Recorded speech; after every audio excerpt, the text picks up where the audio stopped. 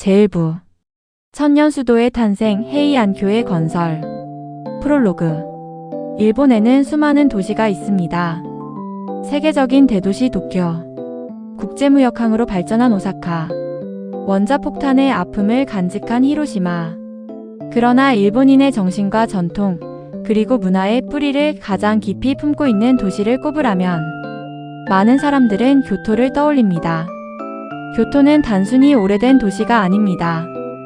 약 1000년이 넘는 세월 동안 일본의 수도였으며 천황이 머물고 정치가 이루어졌으며 일본 고유의 문화와 예술, 종교가 꽃피운 중심지였습니다.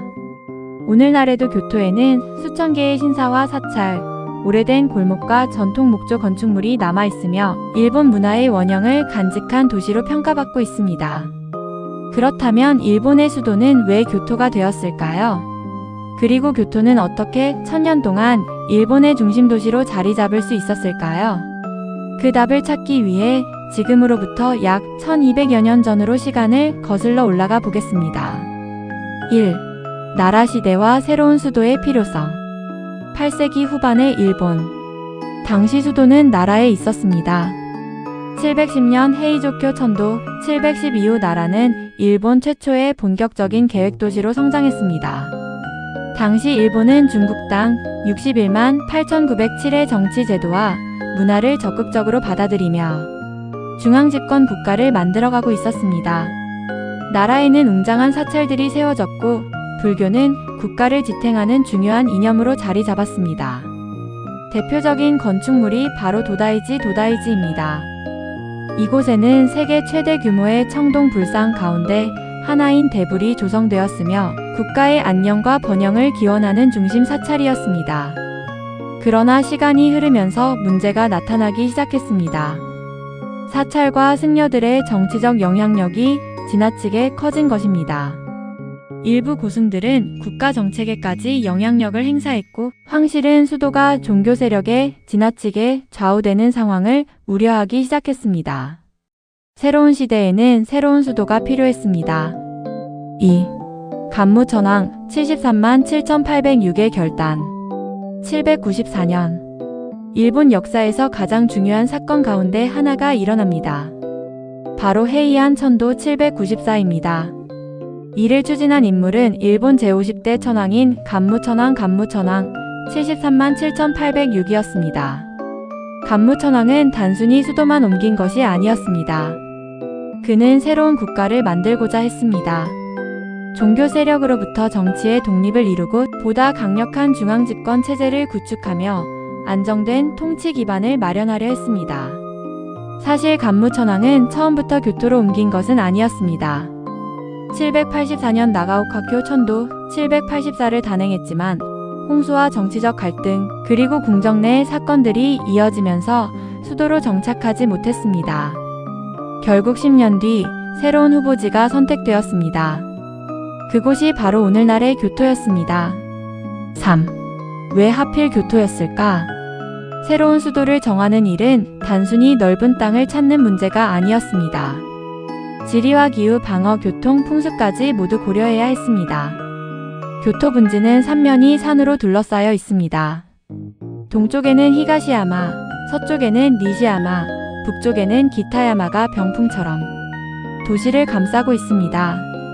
남쪽만 비교적 열려 있어 교통과 물류에 유리했습니다. 도시를 흐르는 가모강은 생활용수와 농업용수를 공급했고 요도가와 수계를 통해 오사카만까지 연결되어 물자의 이동도 가능했습니다. 또한 중국의 풍수사상과 도성 건설 원리도 중요한 기준이었습니다. 당시 동아시아에서는 산과 강의 배치가 국가의 번영과 깊은 관련이 있다고 믿었습니다. 교토는 이러한 조건을 두루 갖춘 이상적인 입지였습니다. 4. 당나라 장안성을 본떠 만든 계획도시. 새로운 수도는 헤이안쿄라는 이름을 얻었습니다. 평안한 수도라는 뜻입니다. 헤이안쿄는 당시 동아시아 최대 국제도시였던 당나라 수도 장안을 모델로 설계되었습니다. 도시는 바둑판처럼 반듯하게 구획되었습니다. 넓은 대로가 남북과 동서로 뻗었고 궁성은 도시 북쪽 중앙에 자리했습니다. 남쪽 정문인 라조문을 지나 주작대로를 따라 올라가면 황궁에 이르는 구조였습니다. 이러한 도시 설계는 단순한 미관 때문이 아니었습니다. 행정을 효율적으로 운영하고 군사와 물자의 이동을 원활하게 하며 국가 권위를 상징하기 위한 치밀한 계획이었습니다. 오늘날 교토중심부의 격자형 도로망에도 당시의 흔적이 남아 있습니다. 일본 문화가 피어나기 시작하다. 헤이안쿄의 건설은 단순한 수도 이전 이상의 의미를 지녔습니다. 새로운 수도에서는 정치뿐 아니라 문화도 발전하기 시작했습니다. 초기에는 중국 문화의 영향이 강했지만 시간이 흐르면서 일본은 자신들만의 문화를 만들어 갔습니다. 가나 문자가 정착했고 일본어 문학이 발전했습니다. 궁중에서는 와카가 유행했고 위복과 건축, 정원 양식도 일본만의 개성을 갖추기 시작했습니다. 이러한 변화는 훗날 헤이안 문화 912세기라는 이름으로 불리며 일본 문화사의 황금기를 열게 됩니다. 제1부 마무리. 794년에 헤이안 천도는 단순히 수도를 옮긴 사건이 아니었습니다. 그것은 일본이 정치적 안정을 추구하고 독자적인 문화와 국가 정체성을 만들어가는 출발점이었습니다. 헤이안쿄는 이후 1000년이 넘는 세월 동안 일본의 수도로 기능하며 수많은 역사적 사건을 지켜보았습니다. 그리고 이 도시에서 일본 문학과 예술, 종교와 전통이 깊은 뿌리를 내리게 됩니다. 다음 시간에는 제2부 귀족의 시대, 헤이안 문화가 꽃피다에서 화려한 궁중생활과 귀족 문화, 그리고 겐지 이야기와 마쿠라노 소시가 탄생한 시대를 함께 살펴보겠습니다. 제2부 귀족의 시대, 헤이안 문화가 꽃피다. 프롤로그. 794년 헤이안 천도, 794 이후 교토는 일본 정치의 중심지가 되었습니다. 그러나 헤이안 시대 794만 1185의 진정한 의미는 단순히 수도가 교토로 옮겨졌다는 데 있지 않습니다. 이 시기는 일본이 중국 문화를 받아들이는 단계에서 벗어나 자신들만의 독자적인 문화와 미의식을 만들어낸 시대였습니다. 오늘날 일본을 대표하는 와카, 다도, 정원 문화, 궁중 예절, 전통 의상, 그리고 고전 문학의 뿌리 대부분이 바로 이 시대에 형성되었습니다. 그래서 역사학자들은 헤이안 시대를 일본 문화의 원형이 완성된 시대라고 평가합니다. 1. 귀족이 나라를 다스리던 시대. 헤이안 시대 초기에는 천황이 직접 정치를 이끌었습니다. 그러나 시간이 흐르면서 실질적인 권력은 귀족 가문으로 넘어가기 시작했습니다. 그 중심에는 후지와라 씨가 있었습니다. 후지와라 가문은 딸들을 천황의 황으로 들여보내는 혼인 정책을 통해 황실과 긴밀한 관계를 맺었습니다. 천황이 어린 나이에 즉위하면 섭정이 되어 정치를 대신했고 성인이 된 뒤에도 관백이라는 직책으로 국정을 주도했습니다. 특히 후지와라노 미치나가 966만 1028는 후지와라 가문의 전성기를 이끈 대표적인 인물입니다. 그는 이 세상은 내 세상과 같다는 뜻의 시를 남길 정도로 막강한 권력을 누렸다고 전해집니다. 천황은 국가의 상징적 존재였지만 실제 정치는 귀족들이 운영하는 체제가 오랫동안 이어졌습니다. 2.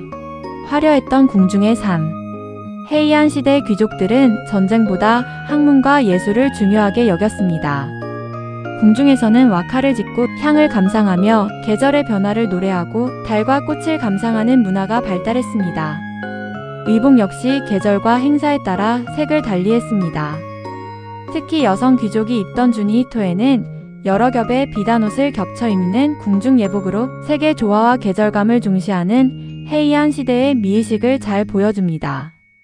또한 귀족들은 정원을 거닐며 시를 짓고 음악을 연주하고 서예를 즐겼습니다.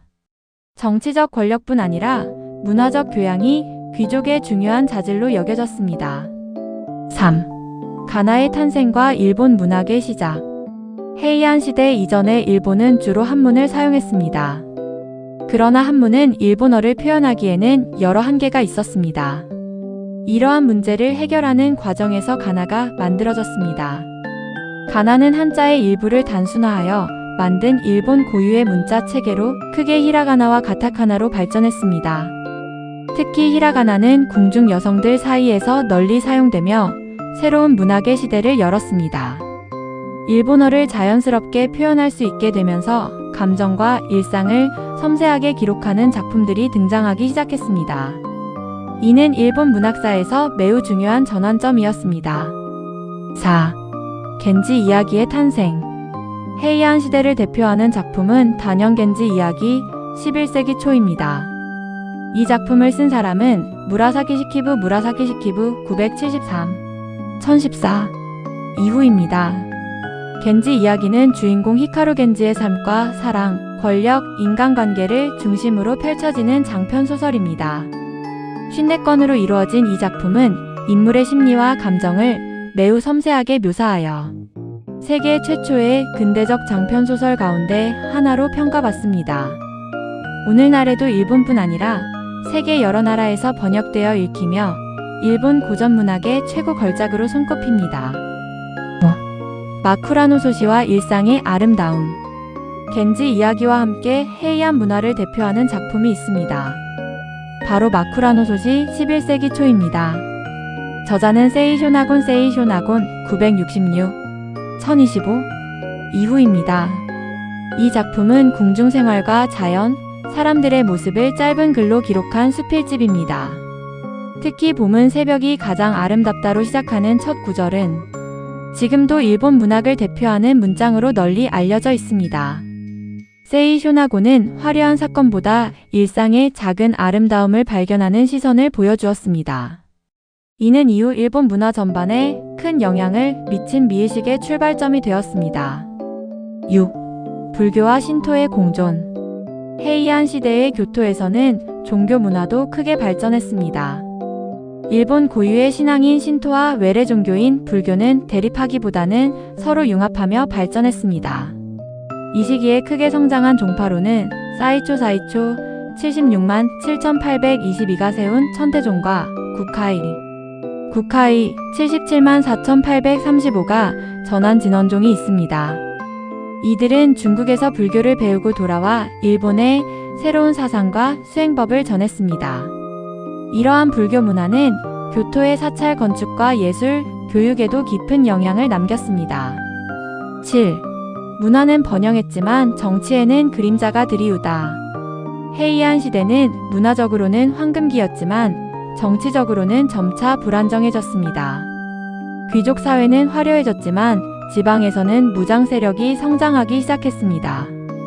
중앙정부의 통제력이 약해지면서 각지에서 무사들이 힘을 키웠고 결국 귀족 중심 사회는 새로운 도전에 직면하게 됩니다. 이 변화는 훗날 일본 역사를 뒤흔드는 거대한 전환으로 이어집니다. 제2부 마무리. 헤이안 시대의 교토는 정치의 중심이자 문화의 중심이었습니다. 귀족들은 와카를 짓고 문학을 꽃피웠으며 정원을 만들고 새로운 미의식을 완성했습니다. 오늘날 일본 문화의 깊은 뿌리는 대부분 이 시대에 형성되었습니다. 그러나 화려한 궁중문화의 이면에서는 새로운 세력이 성장하고 있었습니다.